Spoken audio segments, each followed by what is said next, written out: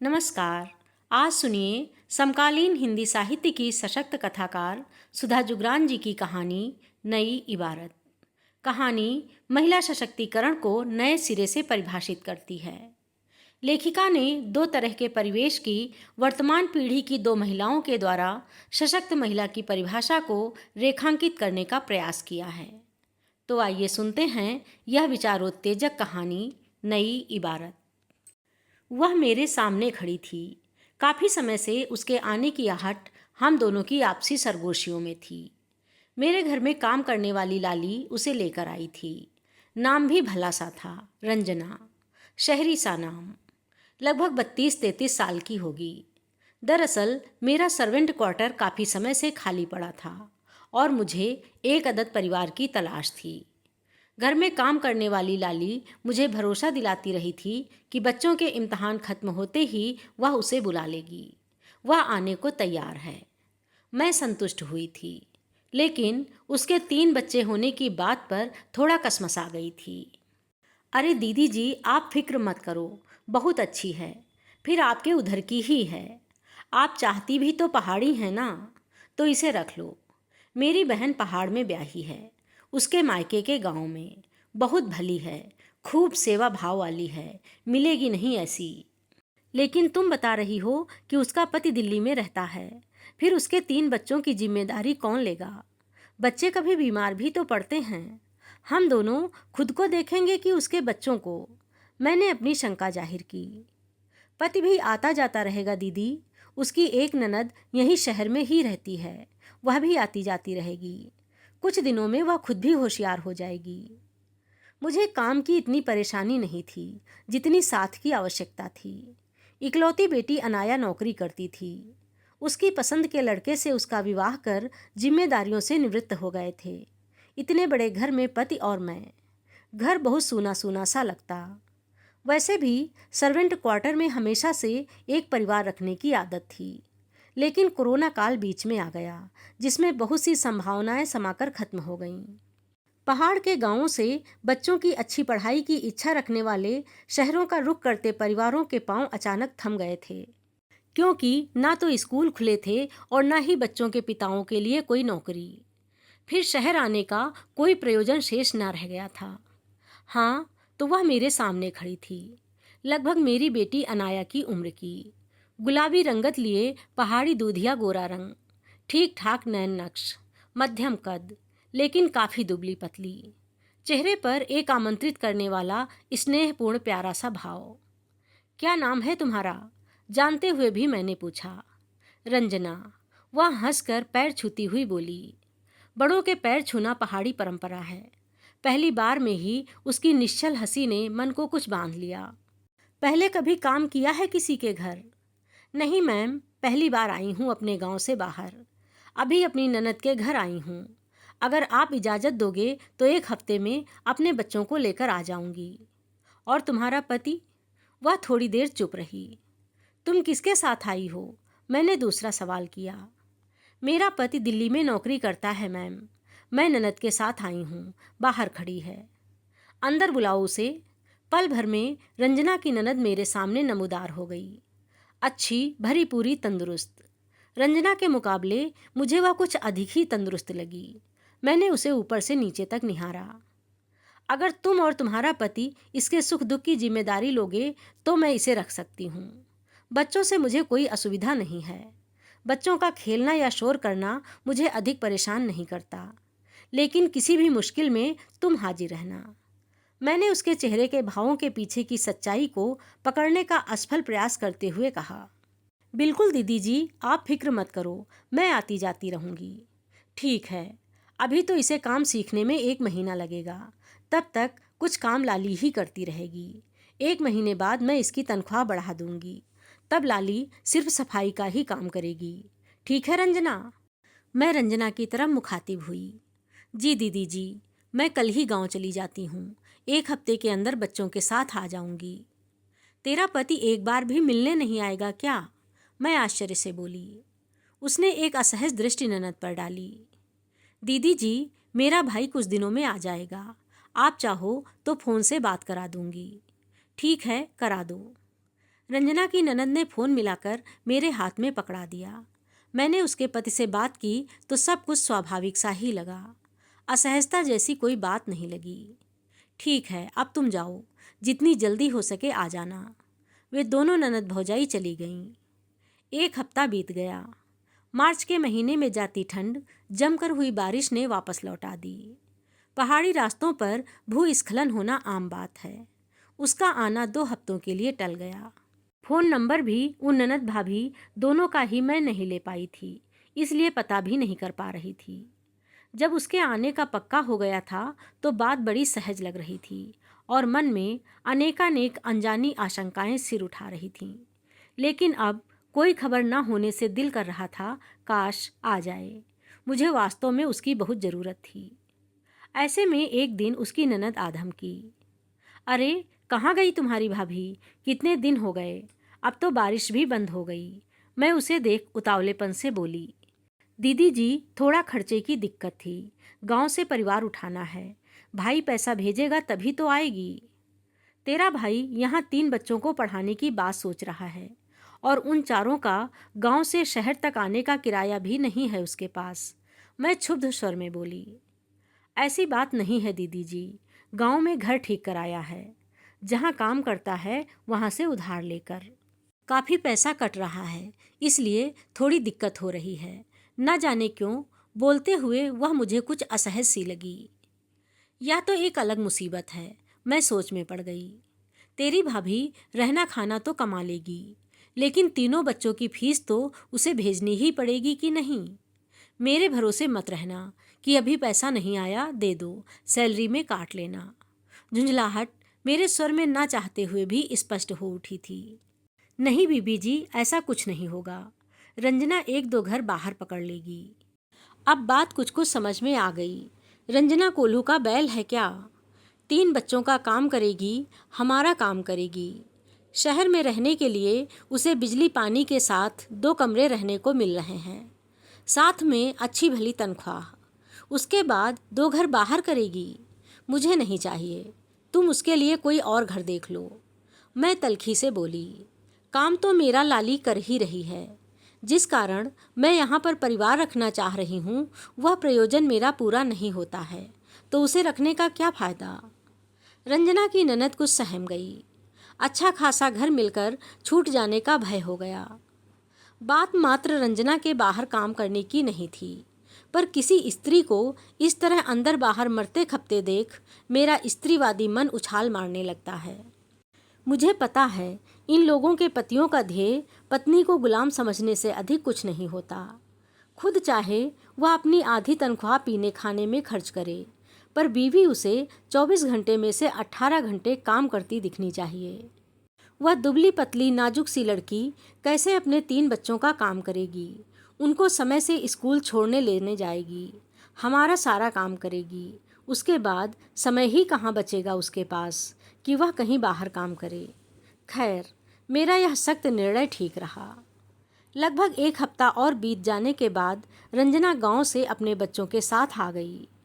अपने व बच्चों के कपड़े व गैस चूल्हे के अतिरिक्त उसके पास जीवन यापन का कुछ विशेष सामान मुझे नहीं दिखा। लेकिन एक ही दिन में उसकी ननद ने 1 क्वार्टर बेड व गद्दा खरीद लिया, गैस सिलेंडर का इंतजाम कर दिया, कुछ बर्तन भी अपने घर से ले आई। 2 तकिए, 2 चादरें व दाल मसाले रखने के लिए डिब्बे वगैरह मैंने दे दिए। अलमारी व कुछ अन्य ज़रूरत का सामान कमरे में पहले से ही था। गई रात तक रंजना की गृहस्थी बस गई, जिसमें केवल पति ही नदारद था, क्योंकि रात तक सास भी, जो ननद के घर पर ही रहती थी, रंजना के साथ रहने आ गई थी। रंजना मेरे क्वार्टर में क्या आई, जैसे पूरा ससुराल साथ ले आई। सास तो साथ थी ही, ननद भी जब तब अपने बेटा बेटी सहित आ धमकती, और गाहे बगाहे रंजना के ननद का पति भी। कभी कभी पूरा परिवार ही रात में यहीं रुकने लगा। सर्वेंट क्वार्टर में रहने वालों को मेरे निर्देश रहते थे कि रात 9 बजे तक गेट पर ताला अवश्य लगा दें, उसके बाद ज़रूरत हो तो खोल लें। लेकिन यहाँ तो रात 11 बजे तक ना ही गेट का ताला बंद होता और ना ही बाहर की अनावश्यक लाइट ही, क्योंकि रंजना एक तो बहू भाभी थी, दूसरा शहर पहले पहल आई थी। उसे खेतों में एक ही तरह के काम करने की आदत थी। मेरे घर में उसे डस्टिंग से लेकर खाना बनाना, कपड़े मशीन से निकालना, फैलाना, प्रेस आदि सारे ही काम करने थे। यूं तो 2 लोगों का काम होता ही कितना है। फिर अभी बर्तन सफाई का काम लाली कर ही रही थी। मैं रंजना को कुछ सिखाना चाहती, लेकिन उसे अपनी ससुराल से फुर्सत मिले तब ना।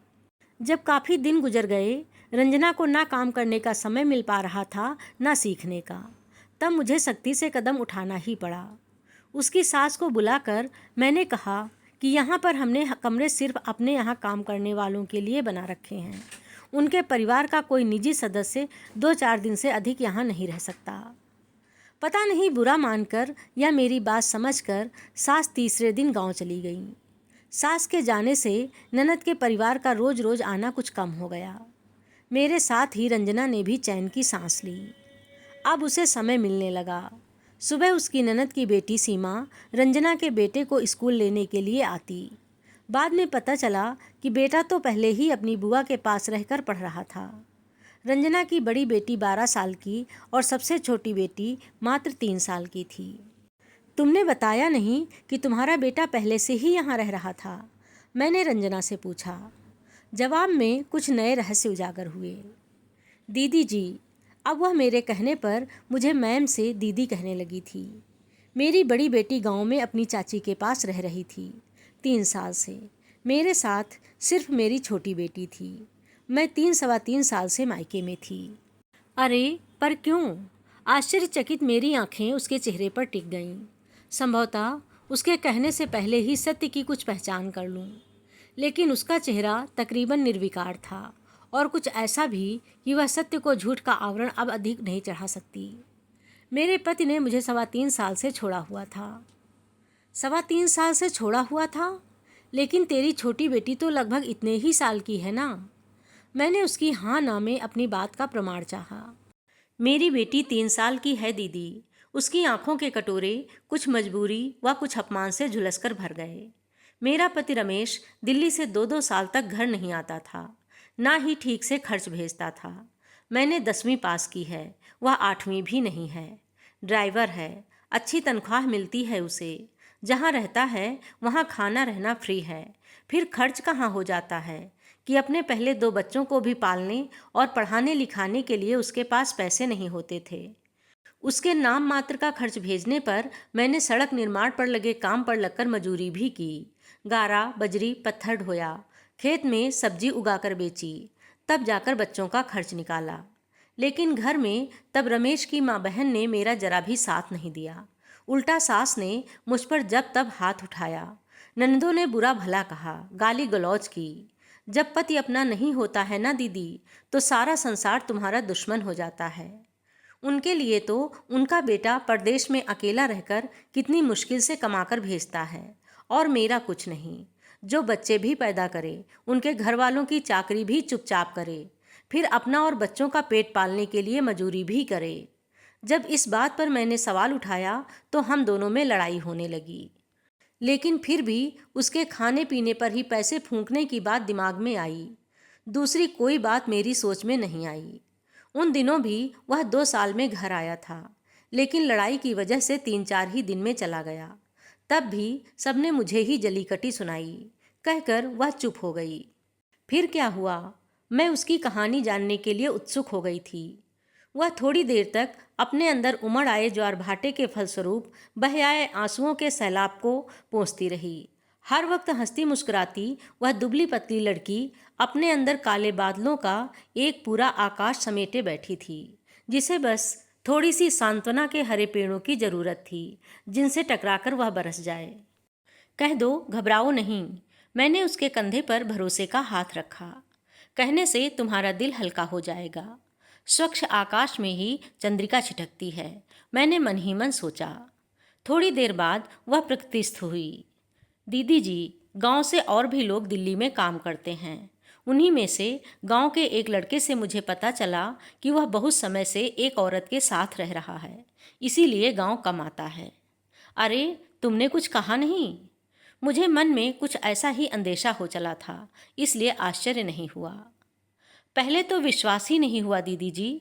वह फिर आंसुओं के सैलाब में डूब गई। गांव की सरल बाला, जिसके लिए पति पत्नी के रिश्ते 7 जन्मों के रिश्ते होते हैं, लेकिन उसे क्या पता था कि उसका पति गांव की सरलता को शहरी चोले के साथ घोल कर पी गया। मैंने जब उससे यह बात फ़ोन पर पूछी, वह आगे बोली तो गांव के उसी लड़के को गाली देने लगा, उसी को बदमाश बताने लगा, उसी से मेरा रिश्ता जोड़ने लगा, यह कहकर कि वह तुझसे अकेले कब आकर बात करता है। गांव का लड़का है दीदी, भले ही सभी को राखी बांधकर भाई नहीं बनाते हैं, पर क्या श्रद्धा और विश्वास का कोई रिश्ता नहीं होता है। मैंने कहा, 2 बच्चे पहले से हैं, तीसरा पेट में है, तुम खर्चा भेजते नहीं हो, मैं कैसे पालूं इन तीनों को। तो गाली देते हुए बोला, तीसरा बच्चा कहाँ से आ गया रंडी, मैं तो 2-4 दिन ही रहा था, उस पर एक ही दिन तेरे साथ रहा, रोज तो लड़ जाती थी छिनाल। पता नहीं किसका बच्चा है, मेरा बच्चा नहीं है यह, जरूर उसी का होगा, मैं नहीं पालूंगा इसे और तुझे भी देख लूँगा। दीदी, यह सच है कि वह सिर्फ 4 रोज ही गांव में रहा था और आने के पहले दिन ही हम साथ रहे थे। उसके बाद खर्चे को लेकर हमारी रोज लड़ाई हो जाती थी। मेरे लिए बच्चों को पालना कठिन हो रहा था, लेकिन उस एक दिन का संबंध यह गुल खिला देगा सोचा ना था। अपनी बदमाशी छिपाने के लिए वह दूसरे ही दिन गांव आ गया। परिवार वालों के सामने मुझे झूठा ठहरा दिया। मैं गर्भवती थी, मुझ पर हाथ उठाया। बड़ी बेटी से पूछा कि वह लड़का घर कब आया था, कब बात हुई। छोटी बच्ची क्या जाने बात का मतलब, उसने कह दिया, माँ और वह चाचा कमरे में बैठकर बात कर रहे थे। उसके बाद तो कहने को कुछ रह ही नहीं गया। मैं सब समझ रही थी। शक का इलाज तो हकीम लुकमान के पास भी नहीं था। सीता की अग्नि परीक्षा हर युग में होती है। राम को कब अग्नि में प्रवेश करने को कहा किसी ने।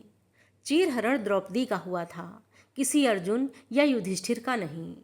रंजना के पति रमेश के पक्ष में बोलने वाली भी स्त्रियां ही थीं, रमेश की माँ बहन के रूप में। और रंजना की जिंदगी का नासूर भी ये स्त्रियां बनी। और बेटी के एक नाबालिग से बयान ने उसे इतने वर्षों का वनवास दे दिया। फिर क्या हुआ, मेरे प्रश्नों का कोष अभी खत्म नहीं हुआ था।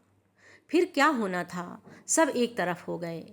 मैंने बहुत मिन्नतें की, कस्में खाईं, हाथ पैर जोड़े, लेकिन कहावत है ना दीदी कि औरत का चरित्र आईने की तरह होता है, जिस पर पड़ा बाल क्या उसका साया भी दिखता है।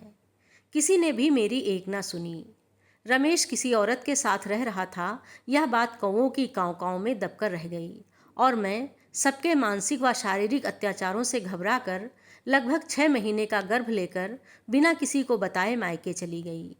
सबकी मार डांट, झूठा लांछन सहती रहती तो घर में नौकरानी जैसी बनी रहती, लेकिन उस समय मेरे बस का नहीं हो पाया। मेरे दोनों बच्चों को ससुराल वालों ने अपने पास रख लिया। मैं अकेली जान उन्हें पालती भी कैसे। 4 महीने बाद छोटी बेटी पैदा हुई। इस बेटी का पिता कौन है यह रमेश अच्छी तरह जानता था, लेकिन दूसरी औरत के मुंह में अंधा होकर उसने मेरे साथ साथ हमारे मासूम बच्चों को भी सजा दी। बड़े दोनों बच्चों ने माँ को लगभग 3 साल और 3-4 महीने बाद देखा। छोटी बेटी अपने सगे भाई बहन से पहली बार मिली और अपने बाप को उसने अभी तक नहीं देखा। मैं किंकर्तव्य विमूढ़ सी उसकी लगभग काल्पनिक सी लगने वाली सच्ची कहानी सुन रही थी। साथ ही मुझे रंजना की तुलना में अपनी बेटी अनाया याद आ रही थी। अनाया की उम्र विवाह के समय 30 साल थी। उसके विवाह को 5 साल हो गए थे, लेकिन प्रेम विवाह होने के बावजूद उसका वैवाहिक जीवन पिछले 1.5-2 सालों से तनाव में गुजर रहा था। बातें नितांत छोटी छोटी व बचकानी सी ही थीं, लेकिन अपनी ही बेटी सही, इस नई पौध को कुछ बातों में समझना टेढ़ी खीर है। जिनके दिमागों में स्त्री सशक्तिकरण की खोखली इमारत हर वक्त बुलंद हो जगमग करती रहती है। हमारे जैसे संपन्न घरों की लाडली बेटियां, जिन्हें बिन मांगे ही सब कुछ हासिल हो जाता है, आखिर जिंदगी से चाहती क्या हैं? कौन से समानाधिकार के लिए लड़ती फिरती हैं? सारे अधिकार सोने की थाली में परसकर मिल जाने के बावजूद वे सोचती हैं कि सारे कानून जितने भी स्त्रियों के पक्ष में बने हैं, बस उन्हीं के लिए बने हैं। जितनी भी स्त्री के समान अधिकारों व स्त्री विमर्श की बातें होती हैं, वे सब उनके लिए ही होती हैं। रंजना जैसी स्त्रियां उनके दिमागों में भी नहीं आती। उनकी सोच में रंजना जैसी स्त्रियों को अधिकारों से क्या लेना देना। उनकी जिंदगी भी कोई जिंदगी है। यह भी सच था कि अपने तबके में अगर मैं यह बात कहूँ तो कोई भी रंजना के अंतर्द्वंद को नहीं समझ पाएगा। यह कहकर सिर झटक देगा कि अरे इन लोगों में तो यह सब चलता ही है। पर यह सब कहाँ नहीं चलता है, यह प्रश्न विराट है। रंजना जैसी स्त्रियां जो मजूरी करके भी बच्चे पालती हैं, स्त्री सशक्तिकरण का जबरदस्त उदाहरण है। भीषण परेशानियों का भी मुकाबला अपनी सहनशक्ति से करती हैं। बस अगर कमी है इनमें तो अपने लिए लड़ने की, अपने अधिकारों को जानने की, व यह समझने की कि इन्हें भी वह हर अधिकार प्राप्त है जो इस समाज व इनके परिवार के किसी भी पुरुष को प्राप्त है। लेकिन यह इन्हें बताएगा कौन? क्या शिक्षा, जो इन्हें थोड़ी बहुत बस किताबी ही प्राप्त होती है। लेकिन इनके तबके की बात यदि छोड़ दी जाए तो तथाकथित कुछ अपने तबके की स्त्रियां भी कितना जानती और समझती हैं स्वयं को। अगर उनके पास आर्थिक आत्मनिर्भरता की तलवार नहीं है। एक स्त्री को मात्र पुरुष सत्ता से ही नहीं युद्ध करना पड़ता, अपितु उसका वैचारिक युद्ध उम्रदराज महिलाओं व अपनी प्रतिद्वंदी महिला रिश्तेदारों से भी होता है। लगभग प्रत्येक स्त्री के लिए कुछ सवाल हैं जिनके उसे जवाब तलाशने हैं, और उन जवाबों की तलाश में आज बहुत कुछ उलट-पुलट भी हुआ जा रहा है। स्त्री को जरूरत है स्व इच्छा की, वैचारिक स्वतंत्रता की, न कि स्वच्छंदता की। स्वतंत्रता जब स्वच्छंदता बनती है तो खतरनाक ही सिद्ध होती है, फिर चाहे वह स्त्री हो या पुरुष। मैं गहन वैचारिक सोच में डूबी हुई थी कि रंजना की बेचैन सी वाणी ने मुझे वर्तमान में लापटका। दीदी जी, वह मुझे चैतन्य करती हुई बोली, रमेश को तो मुझसे छुटकारा पाने के लिए बहाने की तलाश थी। उसने मुझे तलाक का नोटिस भेज दिया। लेकिन दीदी, मैंने भी प्रण कर लिया था कि तलाक तो मैं किसी सूरत में नहीं दूंगी। इल्ज़ाम तो वह मुझ पर लगा चुका था, बेइज्जत बदनाम कर चुका था। इसलिए अब मुझे अपनी नहीं, सिर्फ अपने तीनों बच्चों के भविष्य की चिंता थी, जिन्हें मैं इन लोगों के रहमो करम पर नहीं छोड़ सकती थी। कोर्ट केस चला। रमेश का केस वकील ने लड़ा, अपना केस मैंने खुद लड़ा। क्या? उसके खुद केस लड़ने के नाम पर मेरे सामने एक फिल्मी दृश्य चित्रित हो गया था। गांव की एक साधारण भीरू सी लड़की ने अपने बचाव में क्या बोला होगा? तुमने कैसे बचाव किया अपना? वकील के सवालों से मैं आश्चर्यचकित सी बोली। मुझे अपना बचाव नहीं करना था दीदी जी, बल्कि आक्रमण करना था। उसके चरित्रहीनता के पुख्ता सबूत मैं जुटा चुकी थी। लेकिन मैंने कहा कि मैं फिर भी तलाक नहीं देना चाहती, क्योंकि मेरे 3 बच्चे हैं जिन्हें पिता की आवश्यकता है। ससुराल में मुझे जिस हाल में भी रहना होगा मैं रहूंगी। फिर क्या हुआ? फिर क्या होना था? रमेश तो तलाक देने पर तुला था। मैंने कहा ठीक है, मुझे अपने लिए कुछ नहीं चाहिए, लेकिन तीनों बच्चों का खर्च इनके पिता उठा लें और बच्चे मेरे पास रहेंगे, क्योंकि इसने दूसरी औरत रखी हुई है और सास बूढ़ी हैं। कोर्ट ने अपना फैसला सुना दिया। अगर रमेश मुझे तलाक देता है तो उसे भरण पोषण का खर्चा देना पड़ेगा। बस यहीं पर आकर रमेश ने हथियार डाल दिए और मुझसे सुलह कर ली। रंजना विजय भाव से मुस्कुराई। उस भीरू सी लड़की की मुस्कान मुझे किसी बड़े प्रतियोगी परीक्षा में सफल हुई लड़की या फिर उच्च पदस्थ महिला की गर्वीली मुस्कान से कम नहीं लगी, जिसने अकेले दम पर किला फतह कर लिया था। कहाँ से कम है यह अल्पशिक्षित लड़की, जिसे जिंदगी की किताब ने इतना कुछ सिखा दिया। मेरी सोच उसके प्रति धीरे धीरे बदल रही थी। तुम वास्तव में बहुत बहादुर हो। तुमने इतनी विषम परिस्थितियों में भी धैर्य नहीं खोया, पूरा दृश्य ही बदलकर अपने पक्ष में कर लिया। उसे देखते हुए मैं प्रशंसात्मक स्वर में बोली, जी दीदी जी, और अब तो मैं कमा भी रही हूँ, एक अच्छे घर में रह रही हूँ। आपको छोड़कर किसी हालत में नहीं जाऊँगी। मैं एक माँ हूँ और कल मुझे अपने बच्चों को जवाब भी देना है। मैं चुपचाप उसकी आंखों में छाए दर्प को निहारती रह गई थी। उसकी हिम्मत व सहनशक्ति ने उसका व उसके बच्चों का भविष्य न केवल सुरक्षित कर लिया था, बल्कि उसे आत्मनिर्भर भी बना दिया था। और साथ ही अब तीनों बच्चे उसके साथ उसके पास थे। जो लड़की कोर्ट में पति के अन्याय के विरुद्ध खड़ी होकर अपना केस लड़ सकती है, वह अपने पति को आज तीनों बच्चों की स्कूल फीस देने को बाध्य करने के लिए साम दाम दंड भेद कोई भी तरीका अपना लेगी। मुझे पूरा विश्वास उस नाजुक सी लड़की पर हो गया था। समस्याओं से पलायन तो हमारी बेटी अनाया कर रही थी। ना उसका पति किसी दूसरी लड़की के साथ फंसा था और ना ही वह अनाया के साथ किसी तरह के अन्याय करने की हिम्मत रखता था। संपन्न आम घरों में आजकल के पति ऐसा कुछ चाहकर भी नहीं कर सकते। विद्यार्थी जीवन में हमारी इकलौती लाडली बेटी का मन पढ़ाई में भी अधिक नहीं लग पाया। डिग्री जरूर MBA की ले ली थी, चाहे पापा के पैसे के बूते 3rd क्लास कॉलेज से ही सही। साधारण सी नौकरी है, लेकिन उससे क्या, नौकरी में टाइम तो उसका भी अपने पति शलभ जितना ही लगता था ना। संपन्न घर की इकलौती कन्या के लिए वर उसकी योग्यता पर नहीं, बल्कि उसके पिता की योग्यता, उसकी सुंदरता व अच्छी स्कूलिंग पर मिला। उसके पिता की मित्र मंडली में थे शलभ के पिता। अक्सर मिलते जुलते रहने पर शलभ व अनाया करीब आ गए। एमटेक शलभ मल्टीनेशनल कंपनी में बहुत मजबूत पोजीशन पर था। धूमधाम से दोनों परिवारों ने वह शादी कर दी। माता पिता बच्चों की रजामंदी में साथ हो सकते हैं, उनकी हर इच्छा पूरी कर सकते हैं, लेकिन उनकी अपनी जिंदगी का गणित तो उन्हें ही हल करना पड़ता है। रंजना जैसी जीवट वाली लड़की के सामने कितना कमज़ोर व अविवेकी बना दिया है हमने अपनी बेटियों को। अपने स्तर के परिवारों में मुझे नहीं दिखता कि कहीं लड़की के अधिकारों का हनन हो रहा है, लेकिन तब भी यही लड़कियां सबसे ज़्यादा अधिकार के नारे बुलंद कर रही हैं।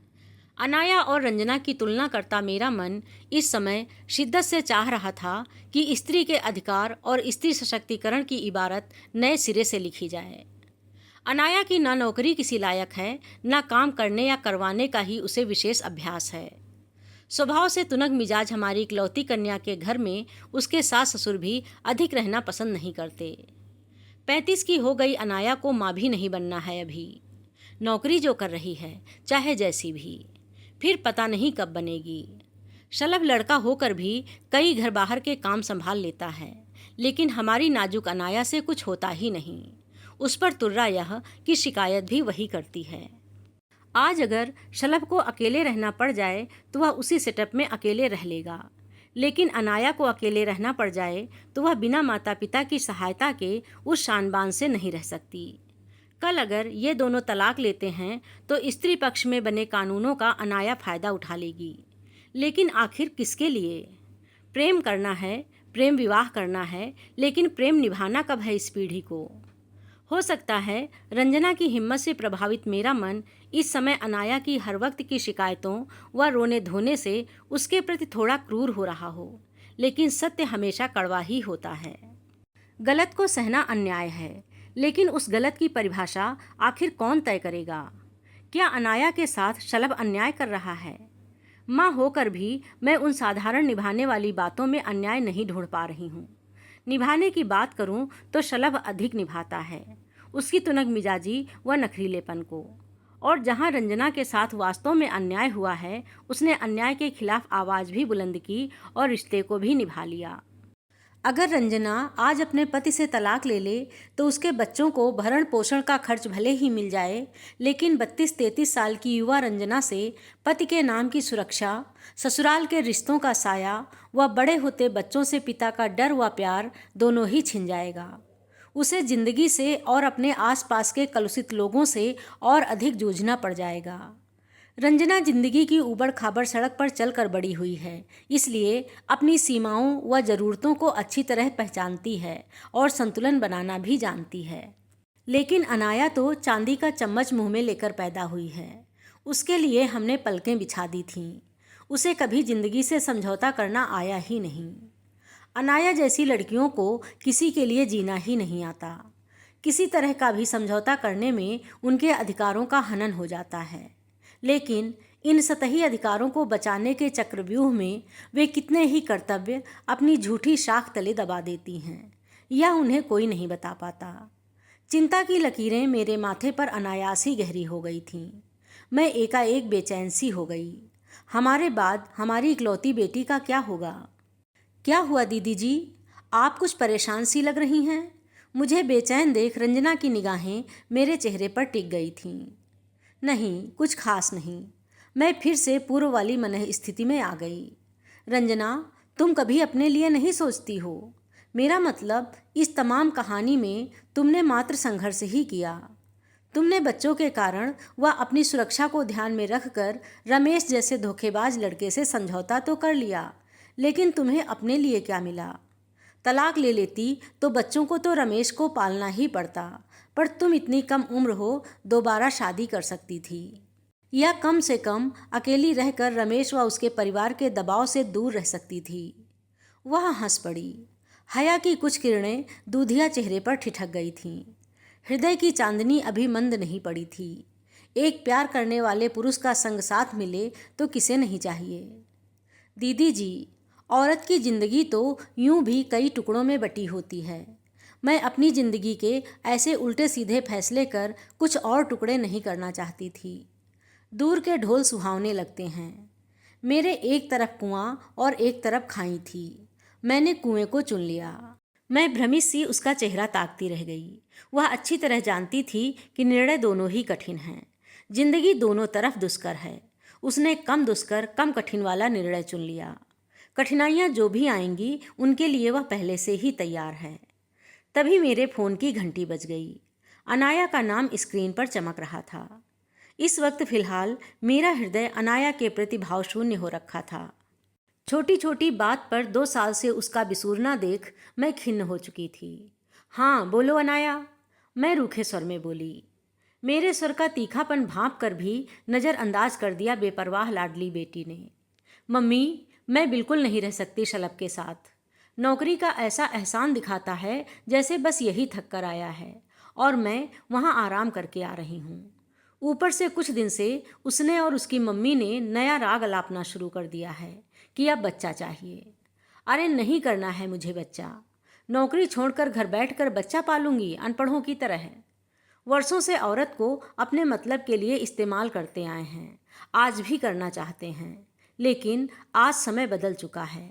महिला सशक्त हो चुकी है। अनाया का आलाप जारी था। अपनी ही बेटी के बेबुनियाद दुख तकलीफ़ों से मेरा सिर भन्ना रहा था। सुनो अनाया, मैं तल्खी से बोली, तुम कोई भी निर्णय लोगी तो अपने भरोसे लोगी। तुम 35 साल पूरे करने वाली हो। तुमने प्रेम विवाह किया है। सब कुछ तुम्हारी मर्जी से हुआ है। आगे भी जो होगा तुम्हारी मर्जी से होगा। महिला के सशक्त होने का मतलब जुनूनी होना नहीं है। कुछ मेरी भी गलती है तुम्हारे पालन पोषण में, जो तुम्हें सशक्त होने का सही मतलब नहीं समझा पाई। लेकिन मैं आज तुमसे कहती हूँ कि तोड़ फोड़ के लिए जुनून चाहिए और बनाने के लिए ताकत। तुम नौकरीशुदा एक जिम्मेदार वयस्क लड़की हो। जिंदगी शलभ के बिना व शलभ के साथ, इन दोनों पहलुओं पर तुम स्वयं से फैसला लेने के काबिल हो, ऐसा मैं समझती हूँ और चाहती हूँ कि तुम जुनून का नहीं अपनी ताकत का इस्तेमाल करो। कहकर मैंने बिना उसकी बात सुने फ़ोन ऑफ कर दिया। कितनी कमज़ोर व अविवेकी है हमारी तथाकथित शिक्षित बेटी, जो मात्र अपने अधिकारों की भाषा पहचानती है, लेकिन कर्तव्यों व समझौते की भाषा तो उसने कभी पढ़ी ही नहीं। दरअसल हमने कभी पढ़ाया भी नहीं, और जब जिंदगी पढ़ाने बैठी तो वह पलायन करने को तत्पर है। उधर रंजना अपनी सभी दिमागी दुश्चिंताओं से मुक्त हो इस समय कोई पहाड़ी गीत गुनगुनाती किचन में काम कर रही थी और मैं उसे मुग्ध भाव से देख रही थी। अभी आप सुन रहे थे एक यथार्थ दृष्टिकोण पर आधारित कहानी नई इबारत। कहानी स्त्री अधिकारों और न्याय की प्रचलित अवधारणाओं पर पुनर्विचार करने का आग्रह करती है। साथ ही एक गंभीर प्रश्न उठाती है कि समाज के जिन वर्गों की स्त्रियां सबसे अधिक उत्पीड़न सहती हैं, वे अक्सर अपने अधिकारों व कानूनी संरक्षण से अनभिज्ञ रहती हैं। दूसरी ओर कुछ मामलों में अधिकारों और कानूनों की जानकारी रखने वाले लोग अपने अहम या छोटे छोटे मतभेदों के कारण कानूनों का उपयोग कर लेते हैं। कहानी इस विरोधाभास को बड़े संयम और संवेदनशीलता से सामने रखती है। कहानी आपको कैसी लगी कमेंट में अवश्य लिखिए। अच्छी लगी हो तो लाइक कीजिए, शेयर कीजिए और चैनल को सब्सक्राइब करना ना भूलिए। धन्यवाद।